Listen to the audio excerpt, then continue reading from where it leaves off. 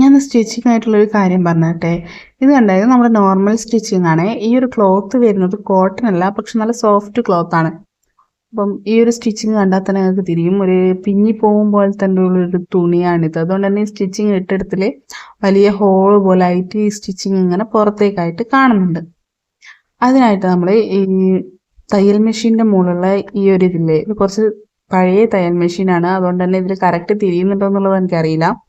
ആ ഒരു അഡ്ജസ്റ്റ് ചെയ്യുന്നത് നോർമലി ആ 5-ലാണ് ഉണ്ടാവാറ്. അത് നേരെ താഴത്തേക്കാക്കിയിട്ട് ആ 1 എന്നുള്ളതിന് നേരെ ആക്കി വെക്കുക. ഇതാ ഇതുപോലെ അതൊന്നാക്കി വെച്ചിട്ട് ഒന്ന് സ്റ്റിച്ച് ചെയ്ത് നോക്ക്. ഇതാ ഇതുപോലത്തെ സ്റ്റിച്ചാണ് കേട്ടോ. ഈ വീഡിയോയിൽ സ്റ്റിച്ച് എത്ര ക്ലിയർ ആയിട്ട് കാണുന്നുണ്ടെന്ന് അറിയില്ല.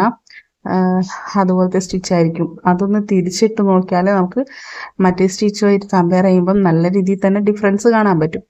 അപ്പം ഇനി സ്റ്റിച്ച് ചെയ്യുമ്പോൾ ഇതുപോലുള്ള ക്ലോത്തെല്ലാം ഒന്ന് ഇങ്ങനെ സ്റ്റിച്ച് ചെയ്ത് വെക്കും. അപ്പം നല്ല പെർഫെക്റ്റ് ആയിട്ട് നമുക്ക് സ്റ്റിച്ചിങ് കിട്ടുന്നതായിരിക്കും. പിന്നെ ഈ ഒരു സ്റ്റിച്ചിങ്ങിനുള്ള കുഴപ്പം എന്താണെന്ന് വെച്ചാൽ നമ്മൾ സ്റ്റിച്ച് ഇട്ട് കഴിഞ്ഞാൽ സ്റ്റിച്ച് അഴിച്ചെടുക്കണമെങ്കിൽ കുറച്ച് ബുദ്ധിമുട്ടായിരിക്കും, കുറച്ചെല്ലാം നല്ല ബുദ്ധിമുട്ടായിരിക്കും.